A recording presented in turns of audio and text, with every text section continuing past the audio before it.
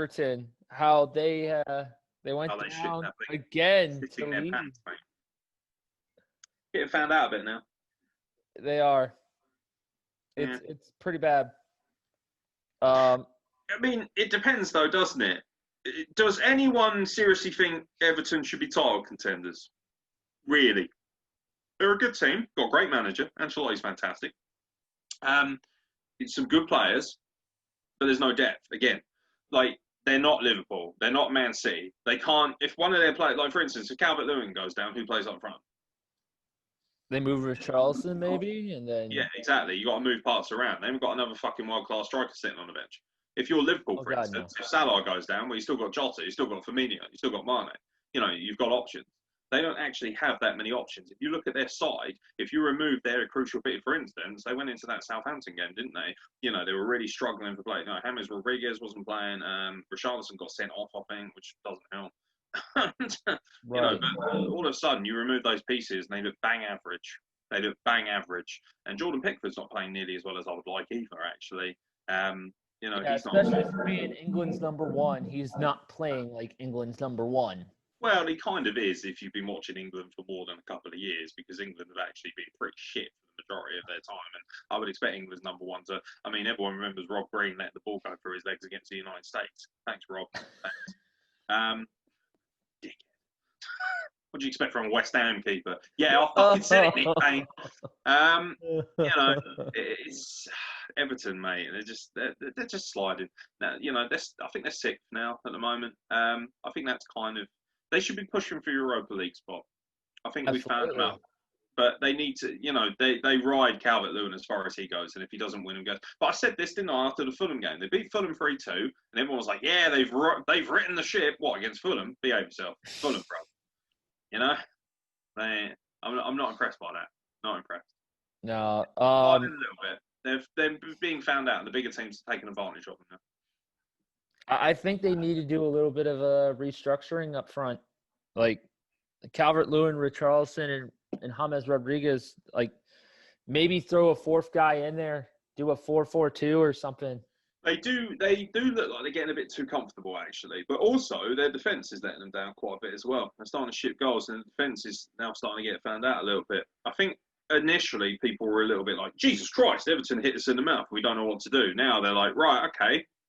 Let's expose that back line a bit. As soon as you expose that, they're in trouble a little bit.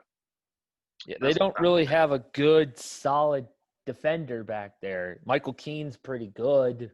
Keane's good, but I don't see Keane as elite, you know? Like, a lot of people did. And it seemed at the time like a really good sort of pickup. But I like Keane. I think he's excellent. I think Keane is one of those people, it reminds me a little bit of Gary Cahill. If you put good players around him, he rises to the occasion and plays well with the players around him. But, you know, I really like Seamus Coleman, for instance. I think he's a fantastic player. You know, but he's injury prone as well, which is a bit frustrating. I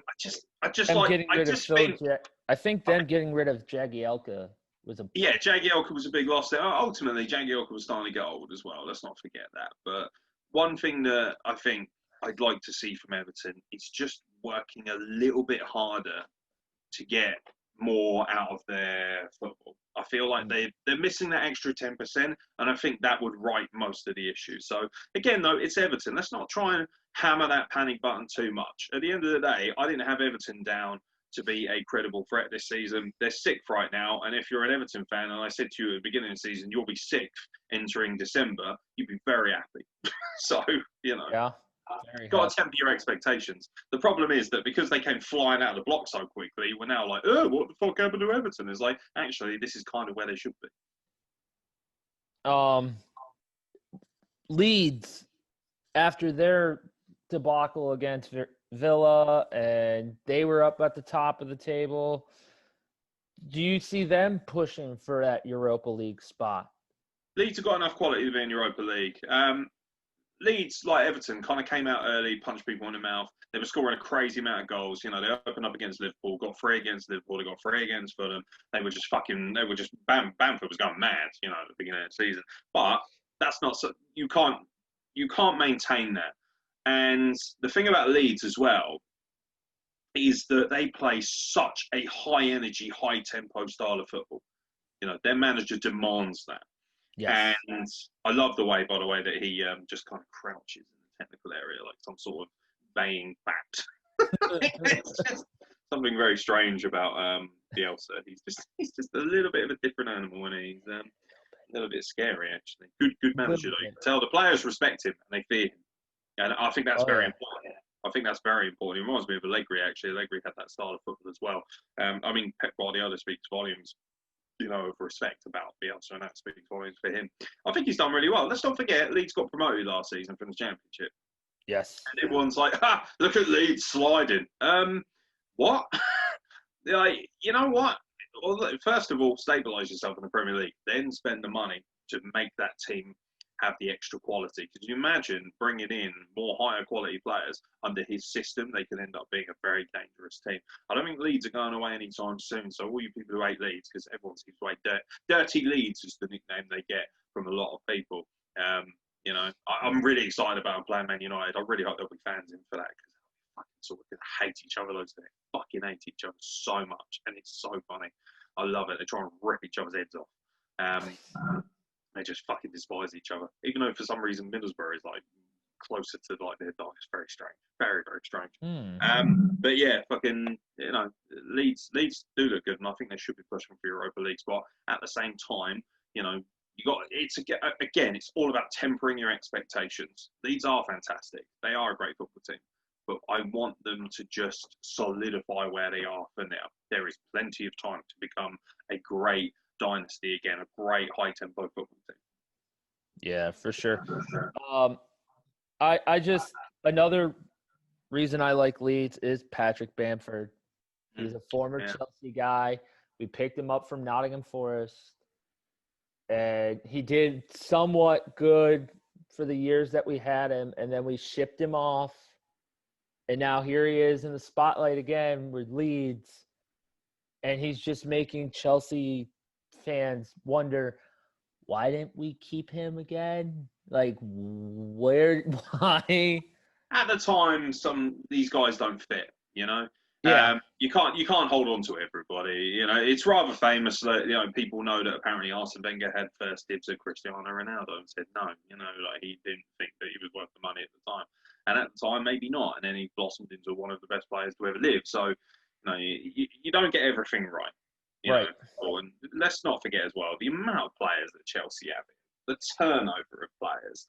You're just simply not going to be. You look at so many of these guys who come and go, and you just think, look at Lukaku, for instance. Man United. Kevin De Bruyne.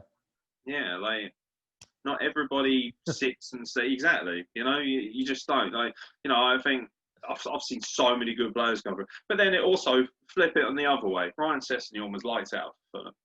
Absolutely magical. He ain't done jack shit since he left. Nope. Sometimes it can be too much too soon, and other times they need to go elsewhere to learn more of their trade. I tell you, Bamford reminds me of now Jamie Vardy a little bit. There's a little bit of Jamie Vardy about him. He's tough. He's tough and he's durable.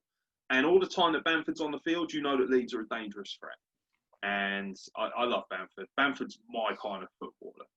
Rough house, get in the fucking mix, good quality, good finisher, but also doesn't mind fucking getting stuck in a little bit and mucking in for the team. Those are the kind of players you want. Bamford is a top quality striker. Should be playing for England. Yeah, you should. Unless he's not English. Is he English? He's not English. I thought Patrick was English. Probably. What's the next game? I'll have a look on Google while you have a look at the next